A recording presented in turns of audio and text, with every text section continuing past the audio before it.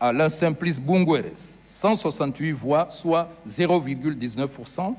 Joseph Lapensé Essingon, 114 voix, soit 0,13%. Channing Zenaba Ninga, 216 voix, soit 0,24%. À peine les résultats de la présidentielle définitive proclamés par la Cour constitutionnelle, le COPIL citoyen remet sur la table un dossier explosif, celui de la gestion controversée des 503 milliards de francs CFA mobilisés durant la crise du Covid-19 sous l'ère Ali Bongo. Lors d'une cérémonie de passation de responsabilité, Geoffroy Fumboula Libeka a transmis à son successeur, Aimé David Tutumdong, un rapport d'audit détaillé. Ce document, selon eux, pourrait servir de base à de nouvelles poursuites judiciaires. Il était question de réactiver tous ces dossiers-là conformément à notre engagement pris au début de la transition.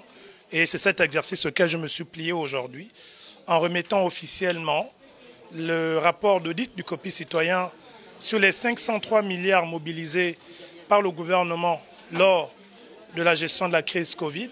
Le nouveau leader du COPIL, lui, ne mâche pas ses mots. Toutes les plaintes seront réactivées, a-t-il fait savoir. Il dénonce néanmoins un scandale qui ne doit pas être enterré. Nous allons réactiver toutes ces enquêtes. Nous allons réactiver toutes les plaintes qui ont été déposées. Parce que ce gap de 503 milliards ne peut pas passer à la trappe. D'accord ? Ce sont des décisions qui ont été prises. Il y a des responsabilités qui ont été établies.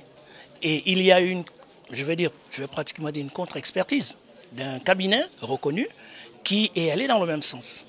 Alors, le document que vient de me transmettre l'ancien porte-parole du COPIL citoyen aujourd'hui est un document qui fera date dans l'histoire de notre pays. Le rapport s'appuie notamment sur une contre-expertise indépendante, confirmant les soupçons de détournement.